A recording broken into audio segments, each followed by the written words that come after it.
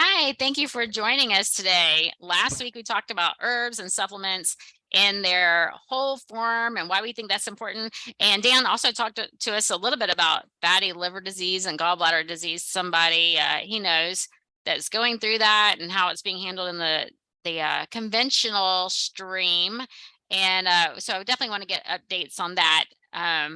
As we go along. But this week we want to talk about trends, things we're seeing in the news, what's going on around the area, and things that we think maybe it would be a good idea and those that may not be a good idea. And so here I want to kick us off today because this one I was completely shocked. So we have we hear so much about ageism, especially in Hollywood. And we hear like actresses after they hit age 40, they have to kind of drop out because you can't, for some reason, we can't have women who age. Whereas, if you look at some of our older men actors, we do see, some of them, they look their age, but for some reason they can keep going where the women don't. And so a lot of actresses have really gone to some extreme things over the years to fight this. Like we see a lot of people go through plastic surgery and stuff like that. But this one completely shocked me. So there are diabetes drugs that are being used for weight loss. And a very famous person, she's not an actress, but someone who's very big in the news, posted that she believes she needs to inject herself with a drug to lose more weight without questioning any toxic effects. It's more important to keep her weight at a certain level. So this isn't even age, this is weight. And I'm just like, wait a minute. Number one, we know you don't need to be, medical disclaimer. You don't always, there are certain cases, type 1 diabetics do need insulin, but there are people they have type 2 diabetes. Sometimes they go too far and they have to be on medications. But sometimes they don't have to be. But where I wanted to go with all of this is it's hard to get and very, very expensive. And there are so many people out there who need their diabetes medication. And then there's people who are using it when it is hard to get for weight loss, A, and B, why would you inject yourself with chemicals for weight loss? And C, these are people who are not obese. Yeah. It's like when you see these famous people, there's nothing wrong with their bodies and they're injecting themselves with harsh chemicals.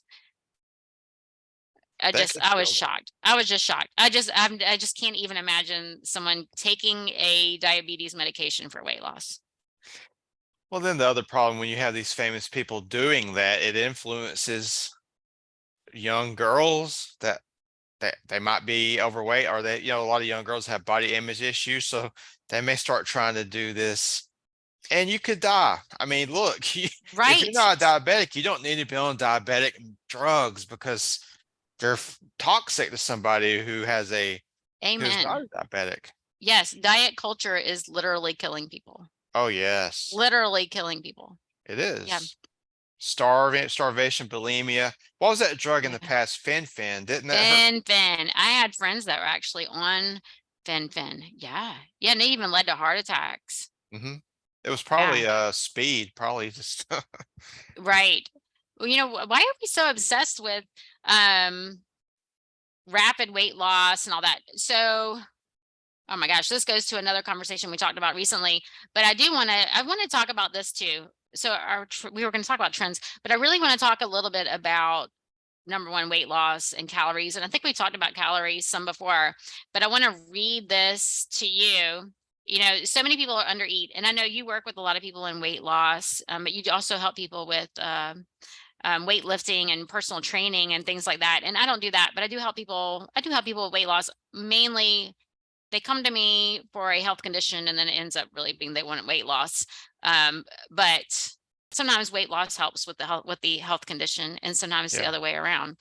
But most people that come to me, women mostly, and you may see the same thing. They come to you after years and years, maybe decades of under eating. Oh, yeah. eating, less than 1,000 calories a day, and you tell them you need Ooh. to eat something and they're like, what? That they don't want to eat it. They're afraid to eat it because they have to eat so few calories. And so I read this recently. A doctor back in, I wish I knew what year, during World War I, Dr. Lula Hunt Peters during World War I created the 1,200 calories a day recommended diet for women because of food rationing. Women were encouraged to adhere to this as their patriotic duty in love and support for their country. So that Wow. is where this 1,200 calories came from. Wow. Isn't That that is crazy? that is That very is interesting. Yes. And so I know for me in my program, so I have this program, it's a 10-week program where we go through a detox and we go through changing foods for life, making real lifestyle changes. And people come to me for all sorts of different reasons for that. But one of the main problems I have is people under eating. And what we do is, I show them how much you really have to eat. If you calculate your basal metabolic rate, that's the bare minimum you need just to sleep. If you're not doing anything else, we have to add calories if you're going to digest food. We're going to add calories if you're going to walk around your house. We're going to add calories when you eat, because not only are you're putting some food in, we have to digest that food, and that takes a lot of body processes. You need more calories just to break down your food and digest, breathe, sleep, much less create more hormones. If you want to get pregnant, you need to even eat more food because you need more nutrition. And when you don't eat 1,000 calories a day, you're not getting the nutrients you need. I mean, there's no way you can get the macronutrients, much less the micronutrients, which are much more important to me, and the Yeah. fiber and all of that. So tell me, do you have any of this going on with your clients? Oh, yeah. I had no clue about the World War One story. That I is always wondered insane. 1,200 look, fitness professionals for women. You wanna lose weight? Eat 1,200 calories a day. And look, I've had women that they don't eat anything, man. That ain't nothing. It's Mhm. horrible. Right, Um, right. and I And you think can, that yeah, go ahead. no, you go I ahead. I think that an average woman, if you calculate her BMR, like you're saying, it's at least 1,400 calories. Yeah. I mean, for my wife, she's 150. I think she's around 1,400 BMR. There's formulas you can use. Yes. And I was saying BMI, wasn't I? BMR. Oh, I don't I know. was saying the wrong one. Yes. Well, BMI is BMI is another also story. related, but you're right. Basal metabolic rate, BMR. Yeah, like that mine's like 1497 or something like Yeah. that. Yeah. And You have to eat at so, least that much. And if you don't, you're gonna, like Jennifer say, your hormone production is gonna take a nosedive. A right, lot of chemical processes your body needs to do, it won't do them anymore because it doesn't have the energy. right.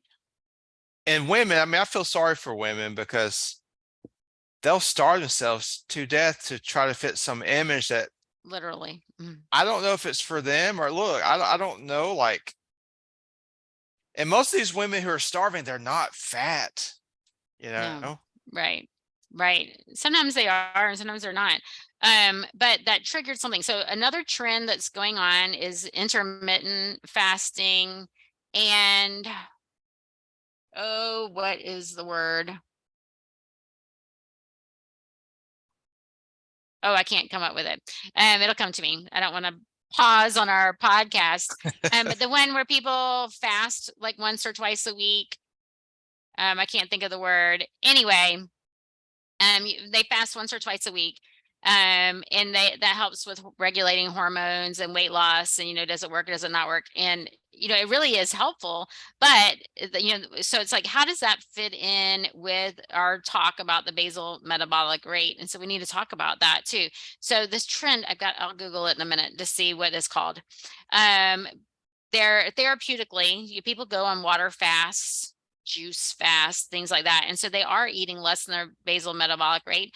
But it actually does improve their health. It can actually lead to autophagy, which is cleaning up the body organs and the system. And so how does that fit in when we're telling people you have to eat this much? And what it comes down to is when we see someone who has been under eating for years, Like I have clients, who they've been under eating maybe 40 or 50 years. That's, with my clients who are my age or older. Hopefully no one my age has been under eating for 40 years, but it does happen. I think the average girl starts their first diet when they're age 8, which is absolutely horrific. Why would a child think they need to go on a diet? But they see it at home. Mom's on a diet, or grandma's on a diet, or people on the news are on the diet. But I forgot where I was going with this. Oh, the under eating. So if you under eat, for a day or two, your body can handle that. But if you under eat for a long time, over a week or a month, then that leads to stress, that leads to high cortisol, that leads to shutting down of the hormones. Your body doesn't know that you're not in danger. And so that is when it really can become a problem. If you are overweight or obese, then eating a few less calories once or twice a week is going to be fine. But I wouldn't even do it 2 days in a row. Maybe on a Monday and a Friday, or something like that. Not 2 days in a row, because you don't want your body to think that you're under high amounts of stress. Anyway, what are your thoughts on this? Um, as you broke up for a few, maybe 30 seconds. So I Uh-oh. know you're talking about fasting can lead, or low calories lead to cortisol production, and you were talking about that. Yes. Yeah. And oh my gosh, so I wonder if the recording is broken up too. I don't know. Anyway, so what I was saying is, if you chronically undereat, it's cause too much stress in the body, high cortisol, hormone imbalances. Whereas if you go under your basal metabolic rate occasionally, not 2 days in a row, but maybe once a week, or maybe Monday and Friday, things like that, then it can actually kick your body into a healing mode, and help actually with hormone imbalance. If you're already out of balance, if you're a healthy person, then there's no need to do it. Yeah. Absolutely no need. But if you are not a healthy person and you need to increase, get your hormones in balance and things like that. Now, if someone comes to me after years and years of under eating, then the first thing we need to do is actually bring up their calories, because after years of under eating, there are years of nutrient deficiencies, and we need to restore those deficiencies to bring the hormones back in balance before we do things like that. And so how do you feel about that?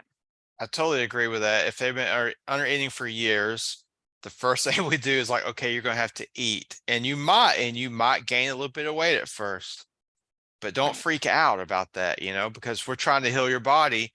And once we get the body to start producing hormones, starting to let go of the cortisol, because if you have high cortisol, that's a fat storage hormone. You're going to store fat. Okay. Yes. So you Yes. have to start eating.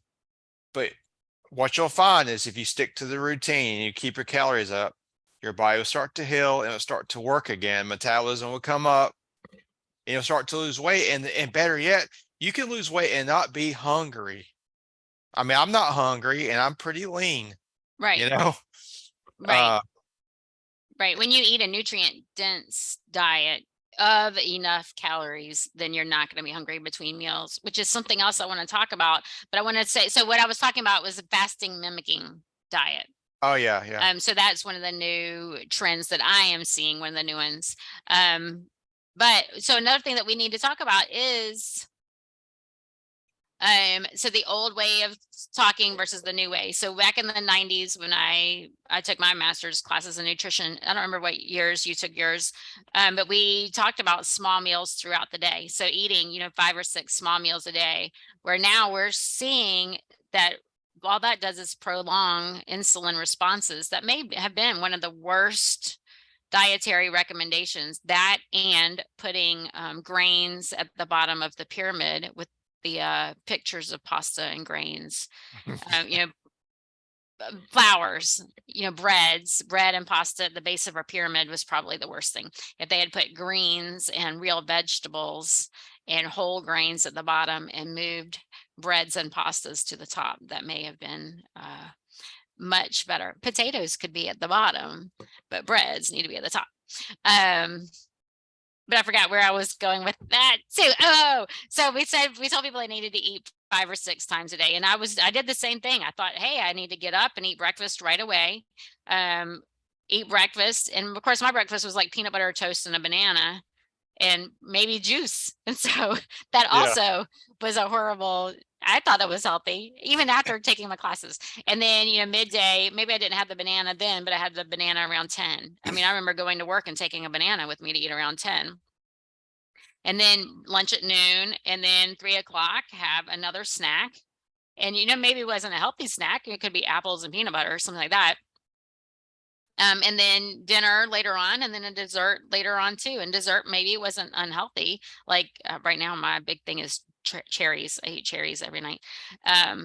But what we didn't know at the time was what that does to your hormone levels. So you eat breakfast and your insulin goes up. And right when it starts to come down, you eat a snack and your insulin goes up even higher. And then a few hours later, you eat lunch and your insulin goes up even higher. And so we just never give our body a break.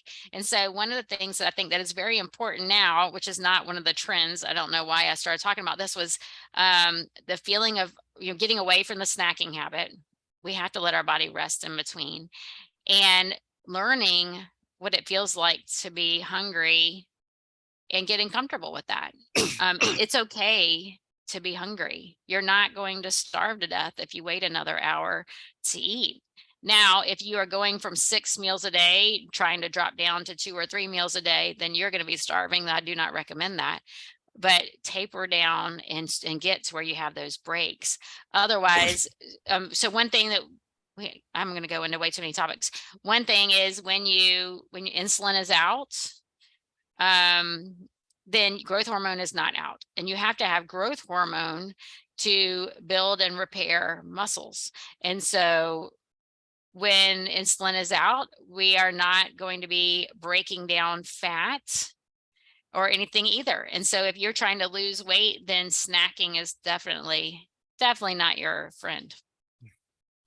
Exactly. And they would tell us back in the day, if you ate 5 to 6 meals a day, it boosts your metabolism.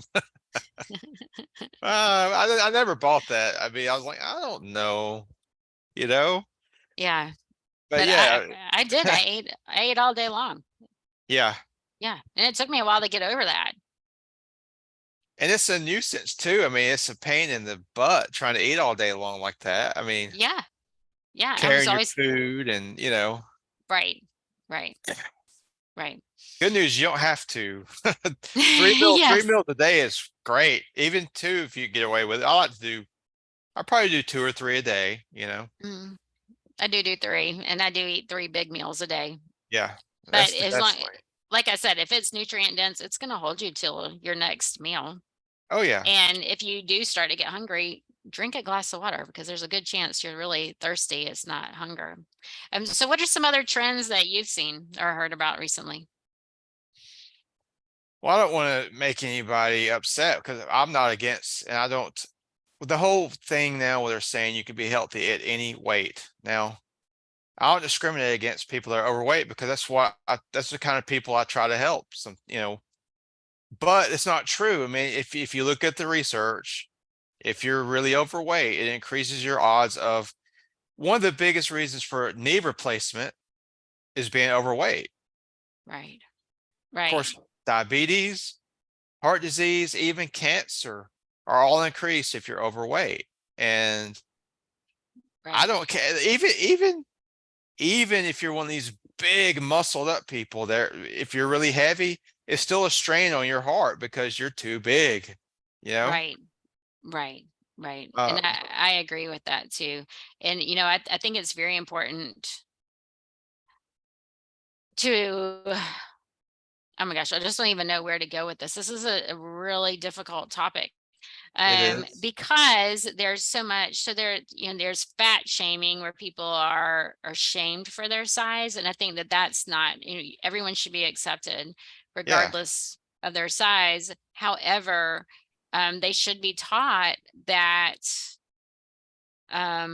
it's not healthy, and they need to be taught healthy ways to um, healthy ways to restore hormonal balances and get their body the right size for them. Now that being said, someone really heavy could actually be healthier than someone really skinny. Oh yeah. And there is such a thing as skinny fat. There Yeah. are people who are thin who have lots of different health conditions. So yours is really, you can be sick at any size, Oh yeah. but if your body is too heavy for your height, then you are definitely at a much higher um, disease risk state than someone who is not. And the main ones are, things like, well, heart disease is probably the biggest one. Yeah. And diabetes, top two. Oh yeah, type 2 diabetes. Yeah.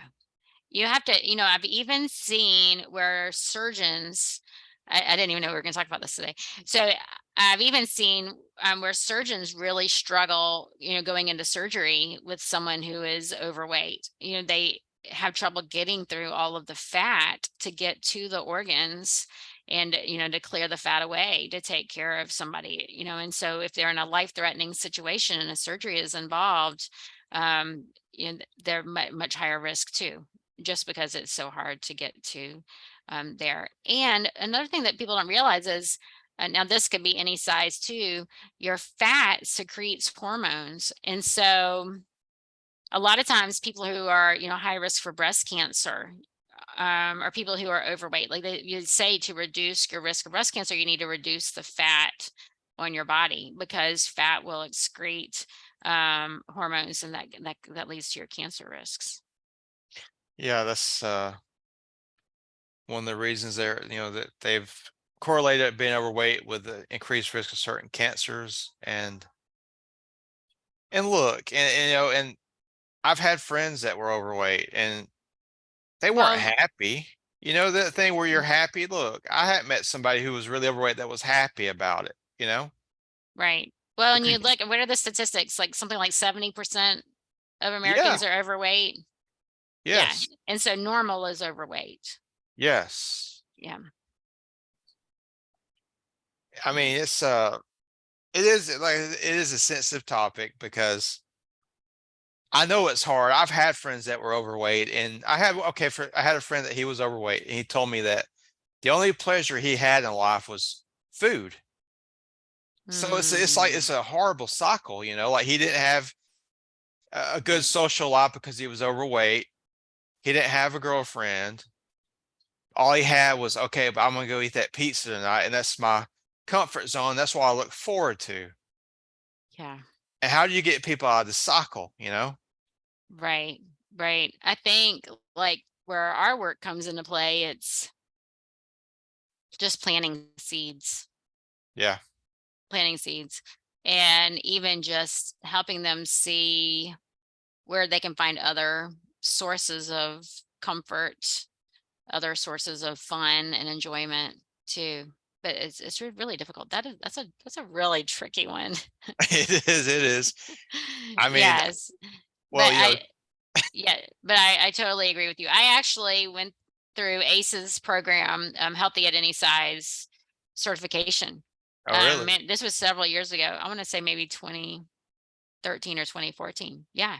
I Yeah. still have the books, I think. And that was more about body image, and accepting your body at that age, but then also working with clients who are overweight and obese, to make sure that we are understanding, how different their balance is, how different equipment is not made for every size, and so it's, how can you make adjustments so that people are comfortable and they're not being singled out because of their size as well.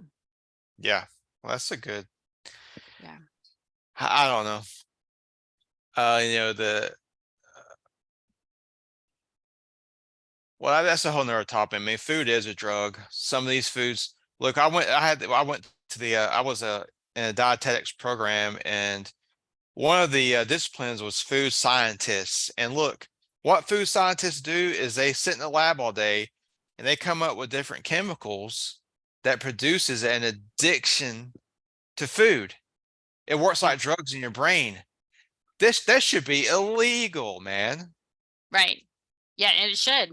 Like, and they, they found different combinations of sugar, salt, and fat, which lead people to overeat. Well, what are the slogans? You can't eat just one, and it's true. You can't Yeah, just eat one.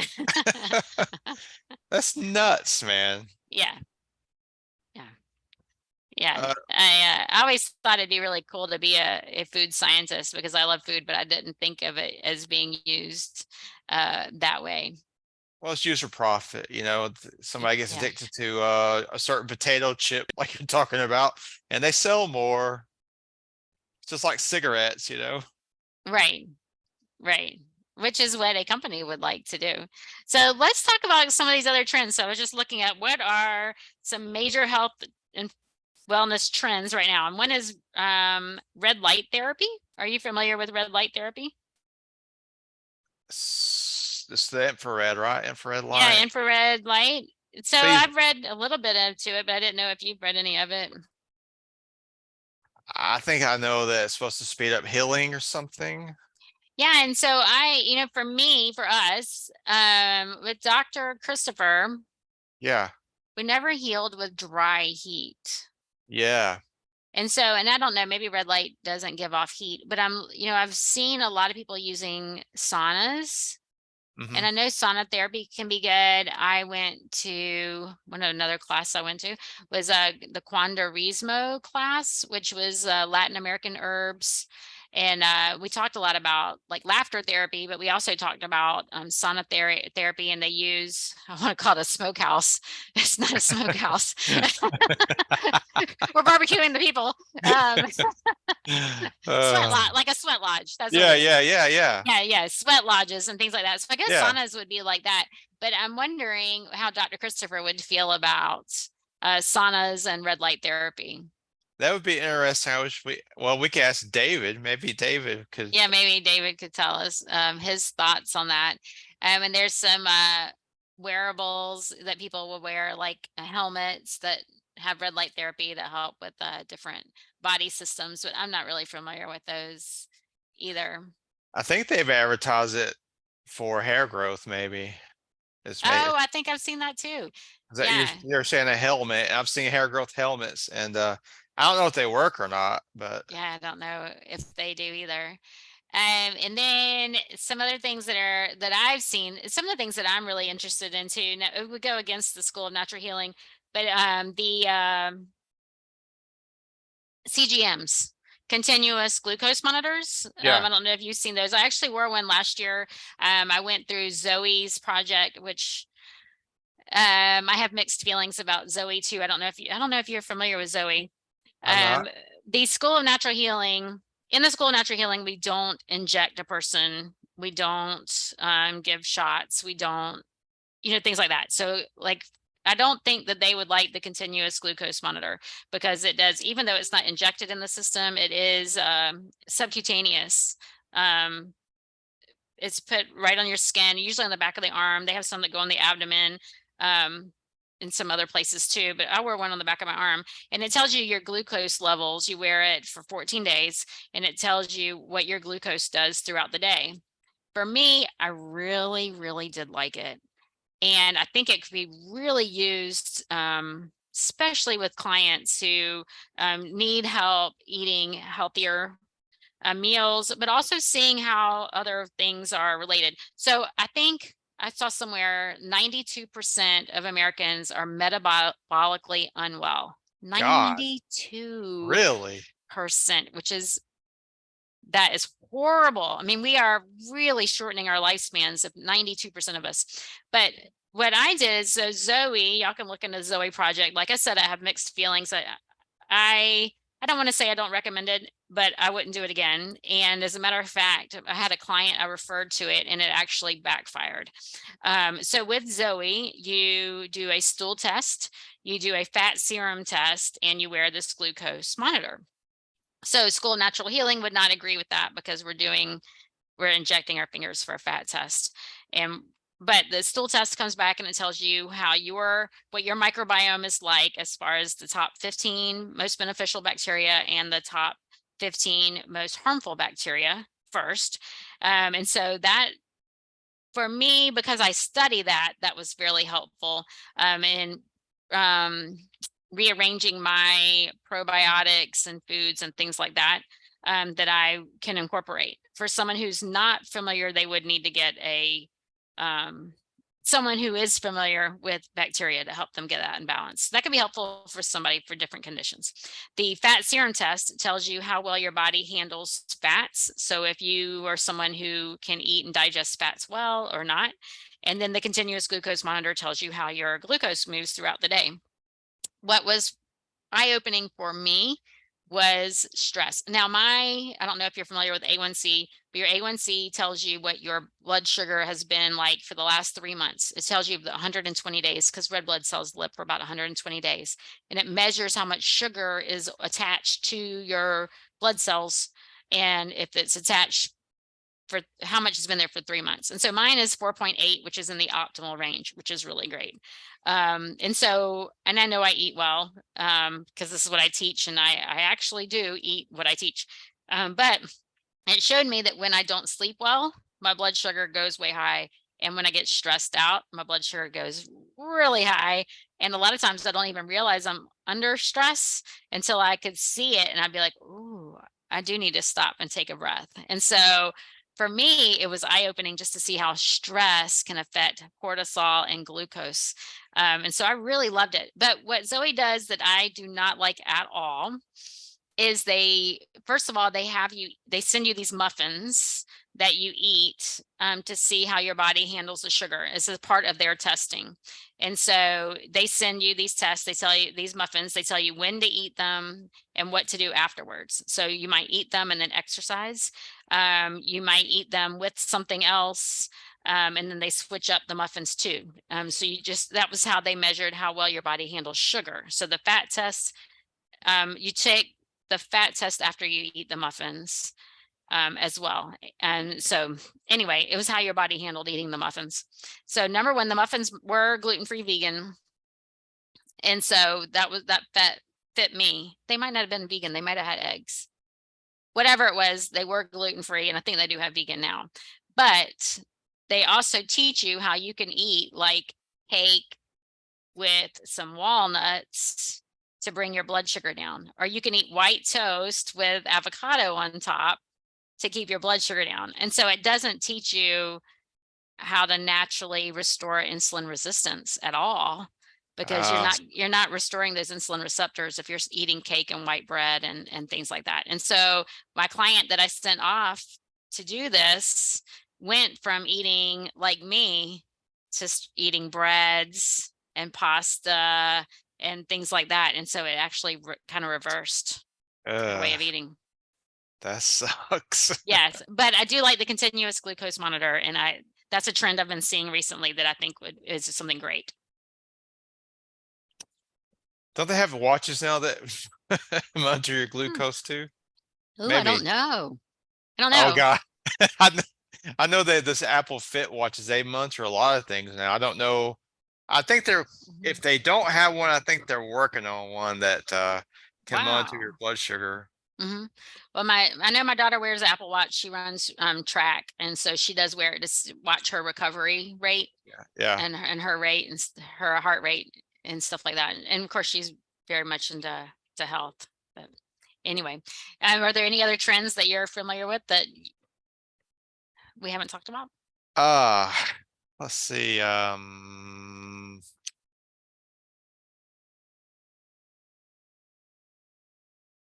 I can't think of anything off the top of my head. Can you?